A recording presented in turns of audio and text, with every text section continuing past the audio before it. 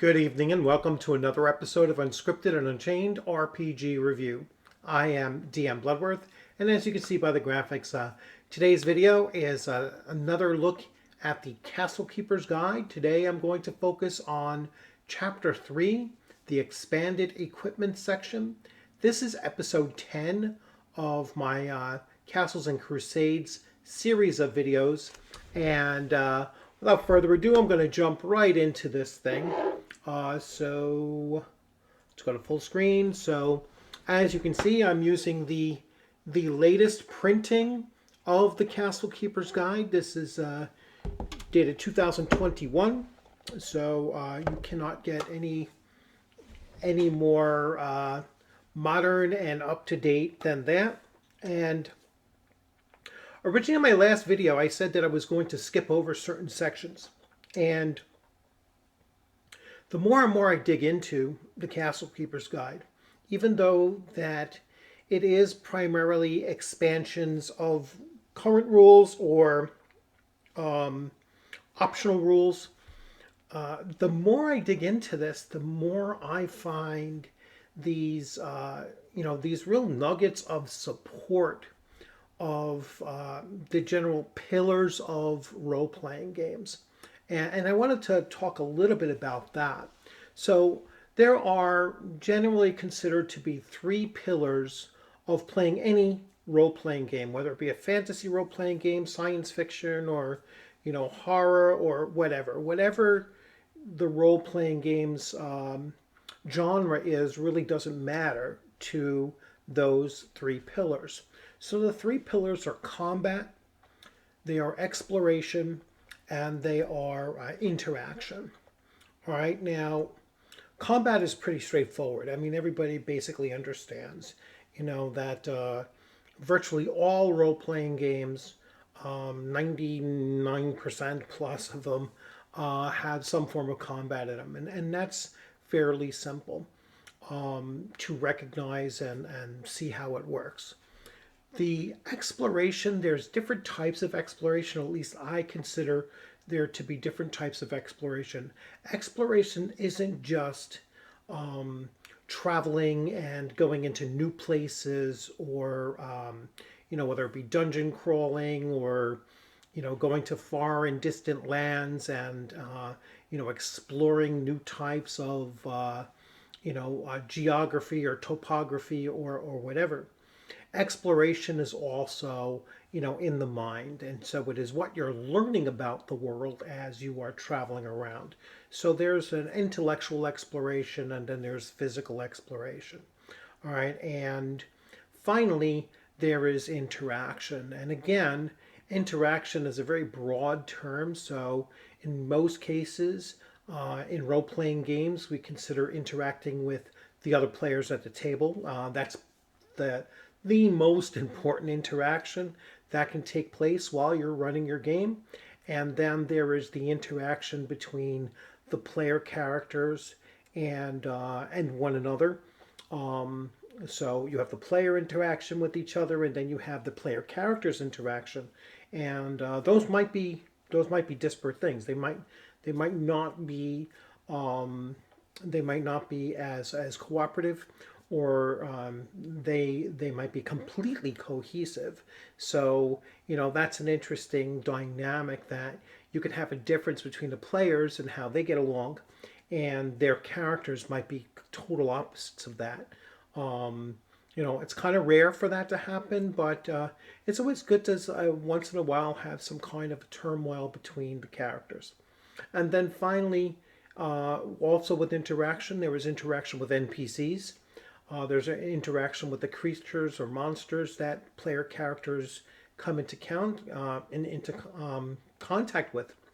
And then there's interaction with the world and the items in that world. All right, and so that's an interaction that I think that oftentimes we don't really consider. That equipment and how you're interacting with your equipment can tell a lot about a character.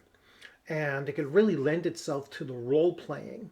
And when I was reading through this section and kind of skimming through this section, I should say, this chapter, I was starting to see these various plot hooks that I can include, starting to see various things that could lead to interactions, and also some features of both not only exploration but also combat as well.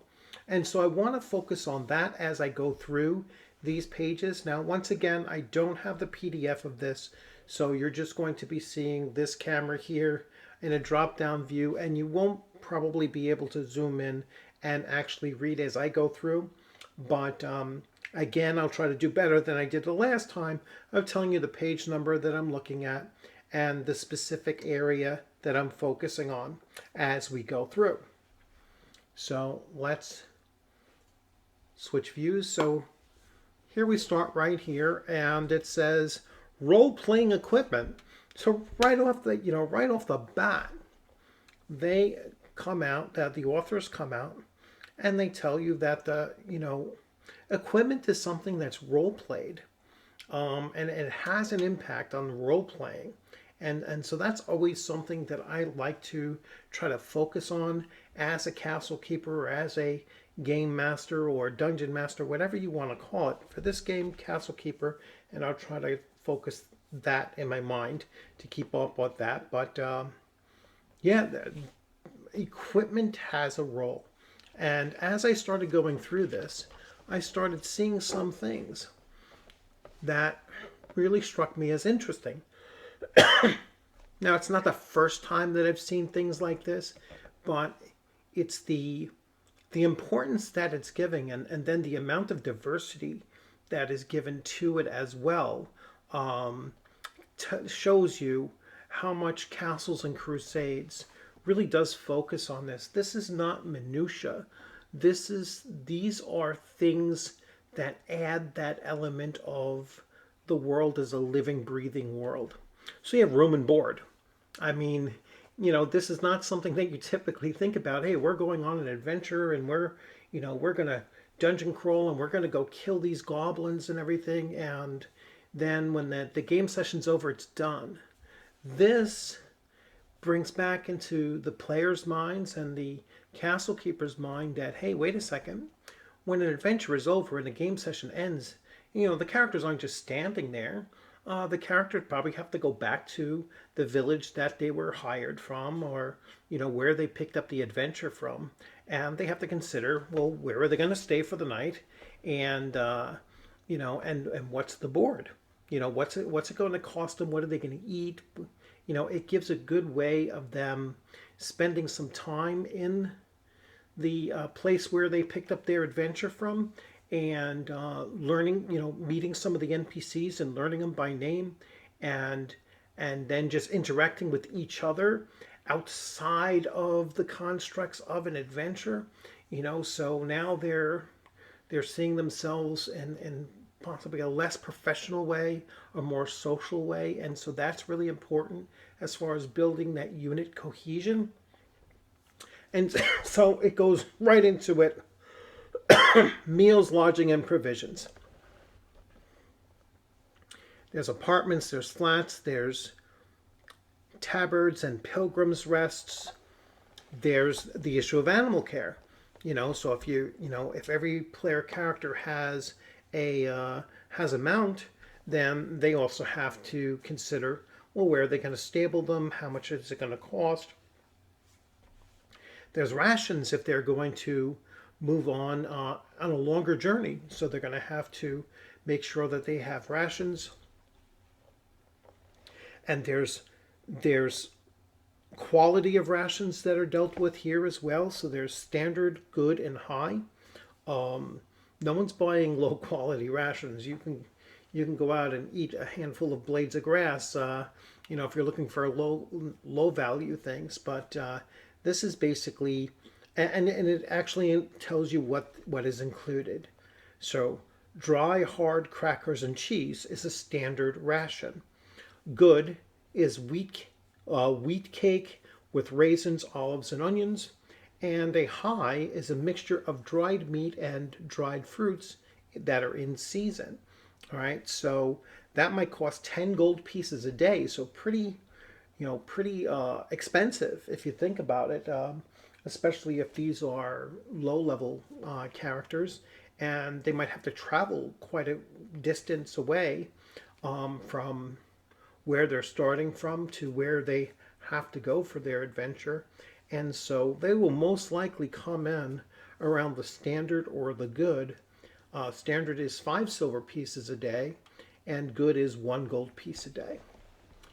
Then we go for provisions. So provisions, you have things like chocolate, a pound of chocolate, dried fruit, flour, a bag of flour, garum, a jar of honey, 4 ounce jar, jerky, 1.5 pound, Malsme per bottle. I'm not quite sure what Malsme is. What is Malsme? There's potage, there's roasted nuts, there's a salt bag, and there's a sugar bag. Let's see what Malsme. A very sweet, thick wine made of grapes and flower petals with a robust color and powerful aroma. It is generally considered the drink of the common class. It is inexpensive to make and is a strong in the gullet. The variance in cost represents the exotic types and methods of its making. So dwarves and those of drinking nature, such as many fae, find Malsey to be undrinkable, calling it a derogatory term, sweetwater. All right, so dwarves and elves won't drink this stuff. So again, it brings you back to these things that allow for role playing. And I just imagine what happens if the provisioner offers a dwarf or an elf, which I do have in my CNC party here, offers them that, and possibly not knowing what dwarves or elves think about this here, and they all turn their nose up in disdain to be even suggested that they drink such a thing. Pottage, a stew made of meat, fish, and grains of various sorts. All right, so that I was kind of thinking was a possibility what it was. I was thinking almost like a porridge possibly, but a stew works as well. Numerous types of backpacks. All right, carrying capacities of draft animals. Again, all of these things that you're going to, have to consider as you're traveling, around or looking to travel around. As you're adventuring, you're going to look to see how am I going to get, this 3,000 coins of silver home, to where I can spend it on things and such. So we get to different types of wagons. Now, just looking at the stats doesn't tell you very much. But check this out. I mean, here we actually have, so every one of these wagon types is actually statted on the previous page. So just imagine, it's not just buying a heavy cart. All right. When the players are traveling around, and if they're in a heavy cart, they're going to see these heavy carts all over the place. All right. They're going to see every merchant, or virtually every merchant, using this heavy cart. And so it'll be like, this is a very common thing that we see. Or you might see a light cart, by somebody who is traveling a shorter distance, or, but then you see a stagecoach.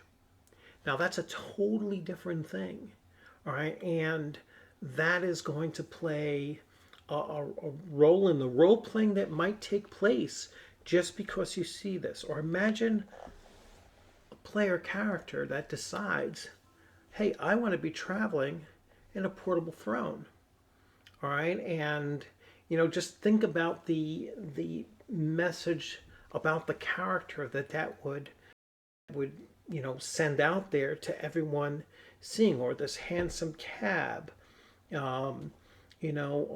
any of these much more ornate, even a Carson wagon.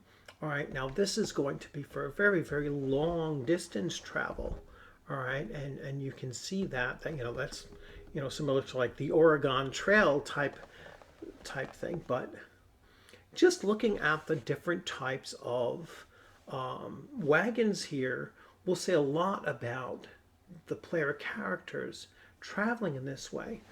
They also, you have to consider that some of these, like the stagecoach or any of these wagons with cover and with walls on the side of it and such, all right, are going to give various amounts of protection. And so they actually play a role in the combat as well.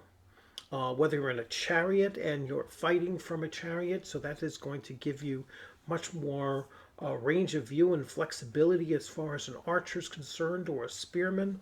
All right, and then if you're in this light covered wagon here, well, you still could use it as a, as a platform, either for defense or offense, an offensive platform, and you're using your archers are in here. They have some amount of cover from the wall here, and so again, you're getting all three elements of, or all three pillars of role playing, just based on the kind of cart that the players are choosing to use for their characters.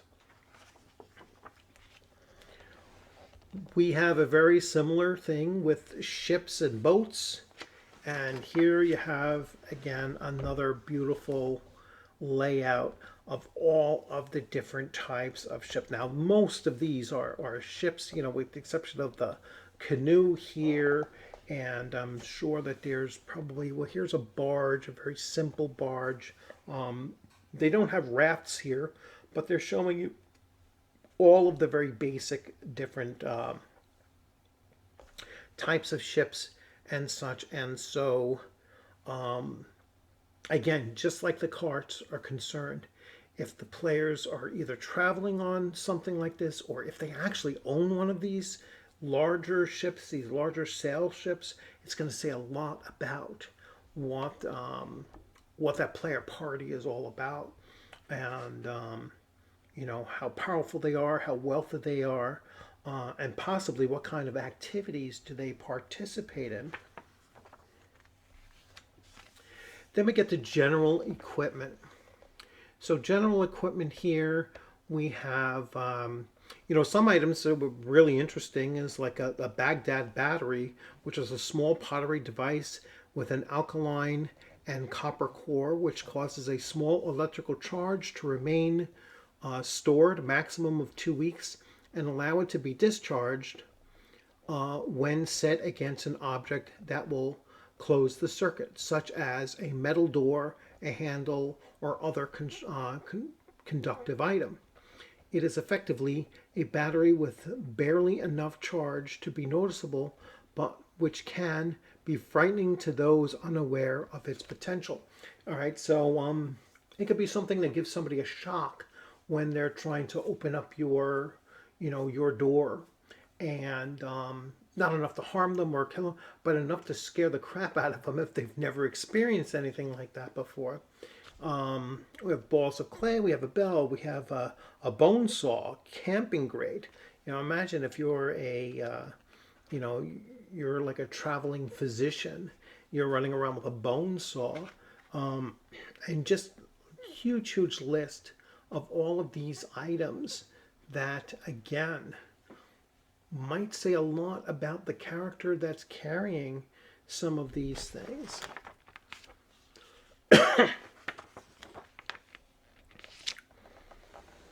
We have various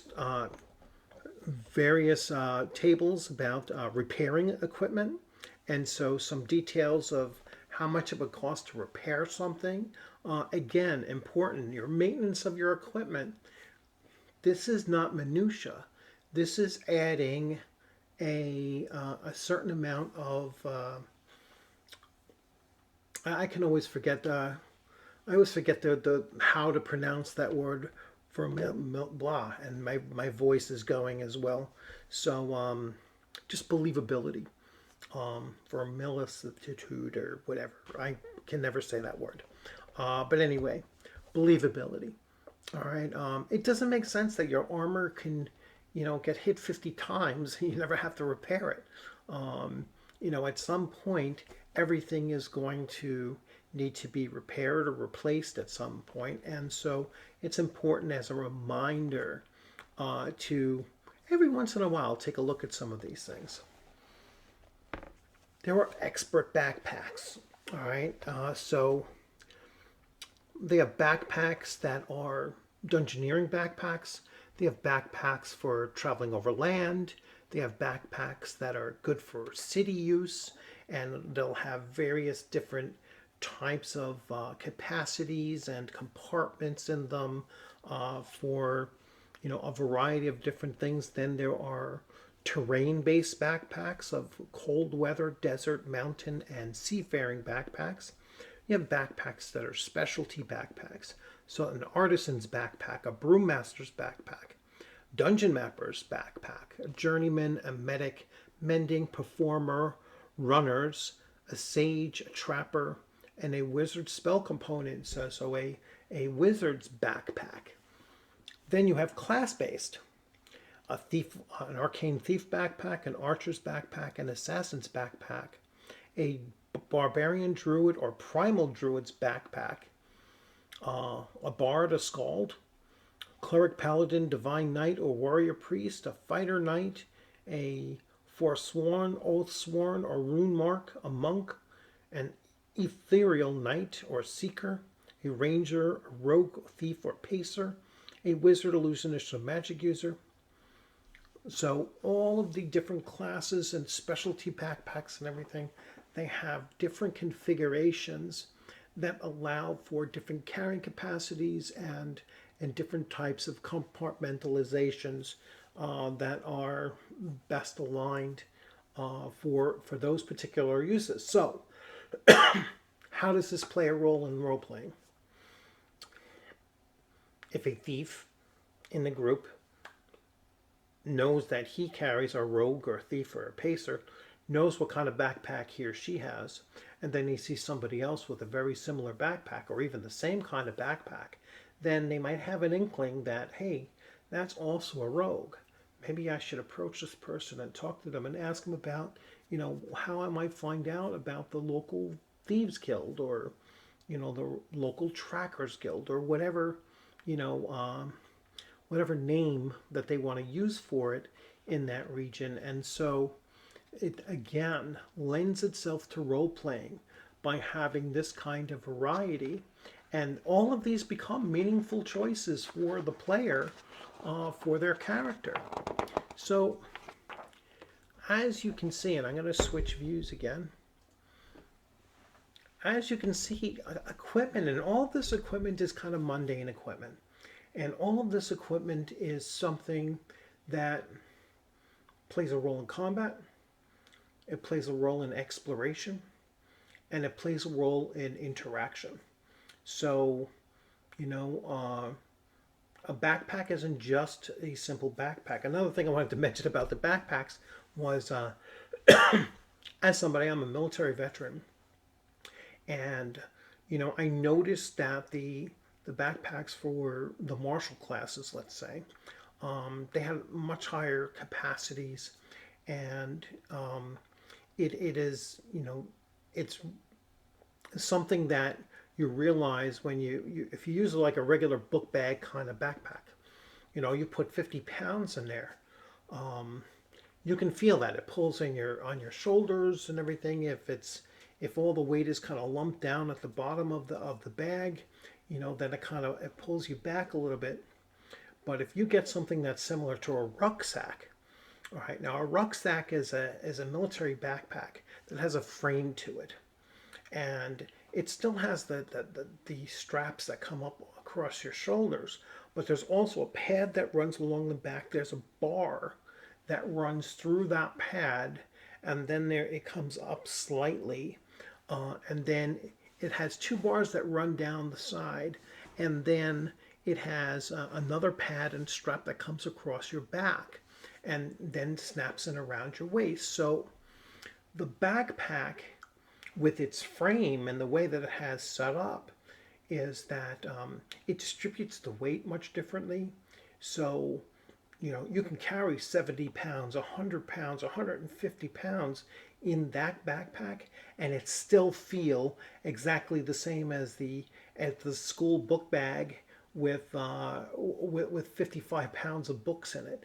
It just distributes it so much better, and so you kind of see that where some of the more martial classes, they have much higher capacities, and I'm assuming that's because they probably have the frames in there that give a lot more support. There's more parts that'll have attachments that you can put onto it, like a dangling map tube, or just things on the side pockets and such, rather than everything just dumped in the pack. So again, it might not have as many compartments as a wizard's backpack, because they have their various spell components and such that they need to keep separated and not mixed, obviously. So again, all mundane items, yet they all play a role. They all support the three pillars of role playing, and just another way that Castles and Crusades really does take that next step in fleshing out the activity of playing a role-playing game, and gives you more and more opportunities to interact, to explore, and to and to even do better in combat based on your equipment selections or your travel modes and such. So again, another really cool chapter.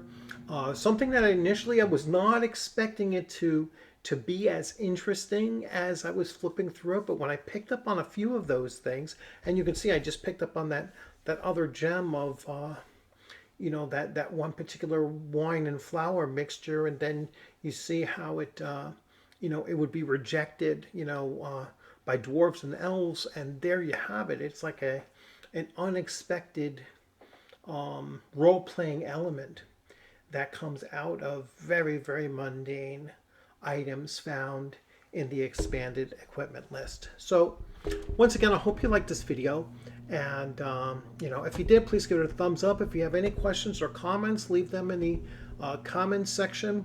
If there's anything in the Castle Keeper's Guide that you want me to take a closer look at, whether I covered it in chapter 1, 2, or 3, then please leave that in there, and I'll take a look, and maybe I'll come back on the next one and see. So chapter 4, or the next that I will cover, chapter 4, I'm definitely covering non-player characters. It's so important.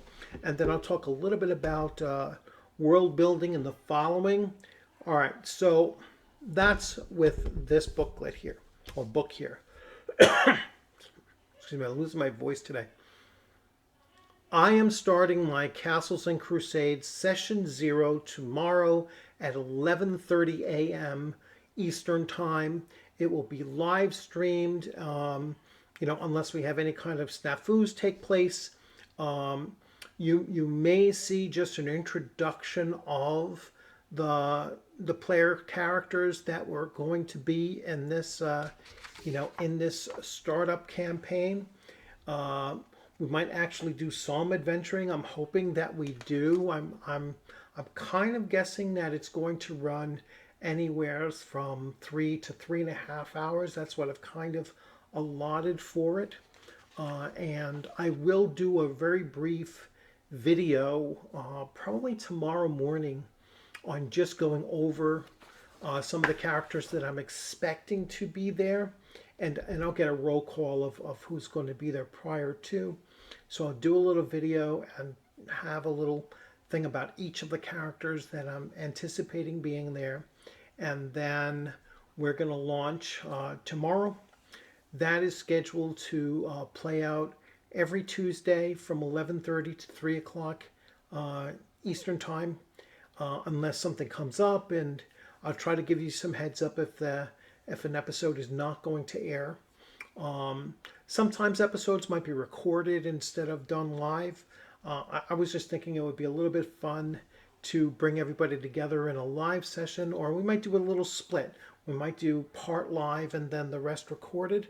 But I'm hoping to do tomorrow's live so that you can see a campaign from session 0 to a slight beginning. And then I'd love to hear feedback, positive or negative, it doesn't matter. Negative will just be something that we can learn from.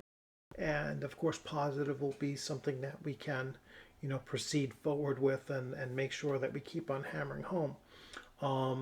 So without further ado, enjoy the rest of your evening. I hope you liked this video. If you haven't subscribed, please consider subscribing. I'm going to change it up in the next couple of days and bring in some more materials, some different games and everything.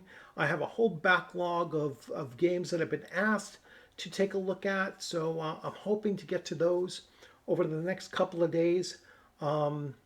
Next weekend is going to be a little bit hectic. I have a family wedding to attend to, so I'm not quite sure how much I'm going to get done during that weekend. But other than that, there certainly will be quite a few things coming out of the channel over the next couple of days to a week. And just be on the lookout of those. If you're subscribed, hit the alert button so that you know when things are hitting. I'm sure everyone that is already subscribed to the channel already got the alert for the live stream tomorrow.